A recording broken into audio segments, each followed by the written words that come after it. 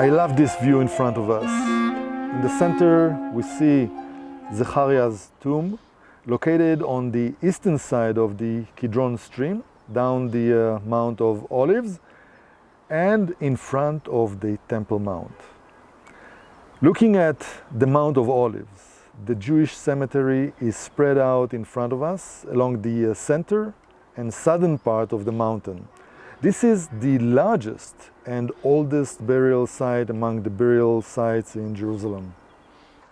Over the courses of many generations, thousands of graves, caves and tombstones were added here.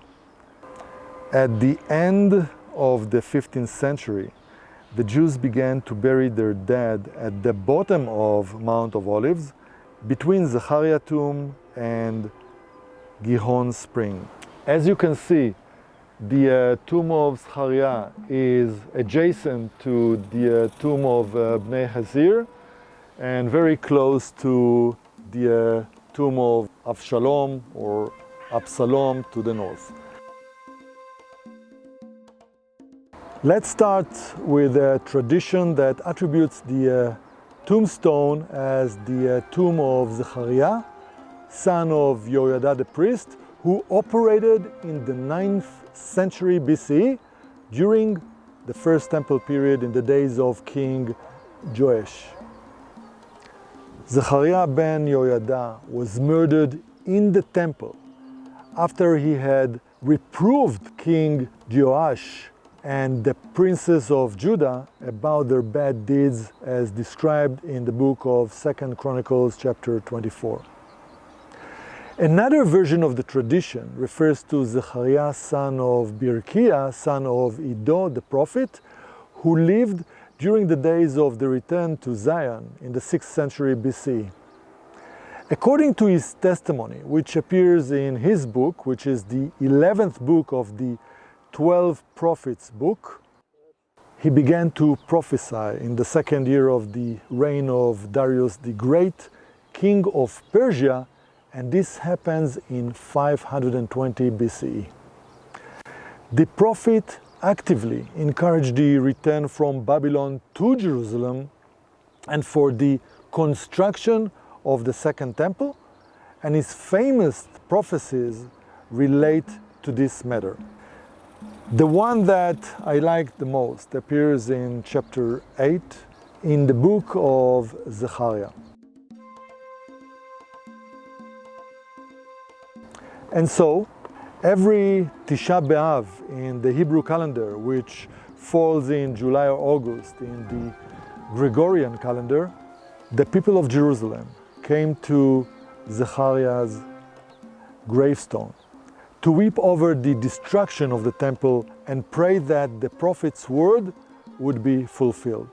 His tomb has been sanctified over the generations and is considered the most privileged in the entire Mount of Olives complex, and therefore many instructed to be buried near his tomb. And the last tradition I will mention is that of the traveler from Bordeaux who visited Jerusalem in 333. He attributed the tomb to the prophet Isaiah ben Amoz, meaning son of Amoz, who operated in Jerusalem in the 8th century BCE during the exile of the kingdom of Israel to Assyria.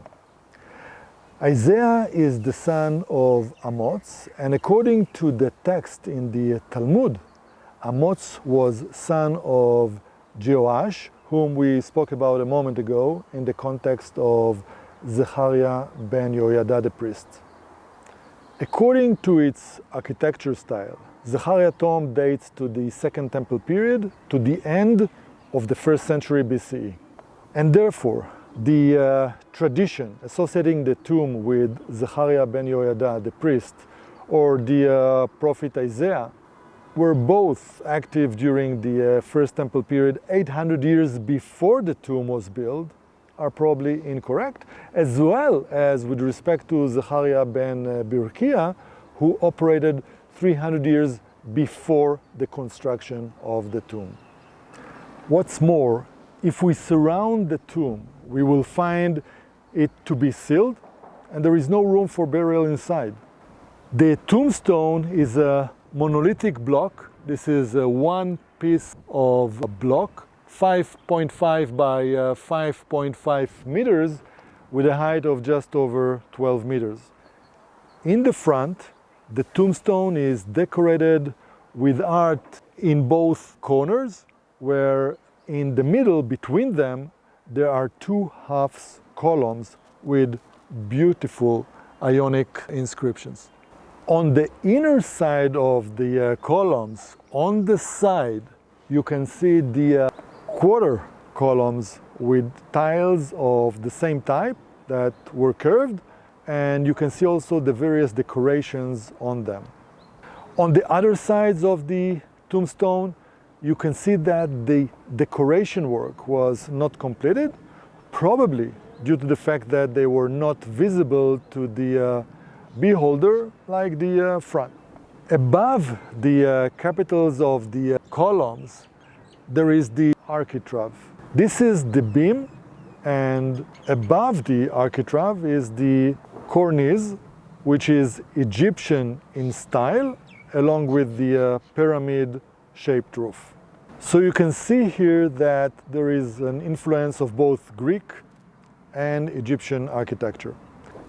It was not clear when the place was defined as a tomb, but according to the opacity of the place and the impossibility to bury inside, it is probably a tombstone and not a tomb.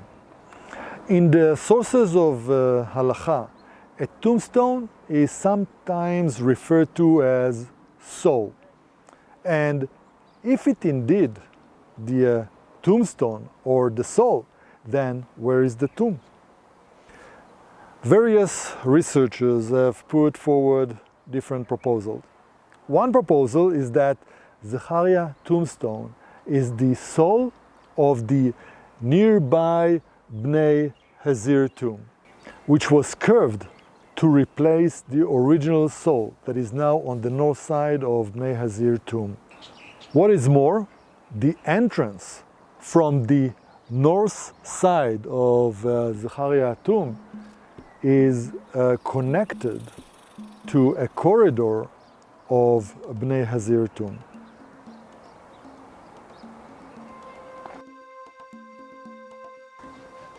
A second possibility, that there was a tomb near here and it did not survive.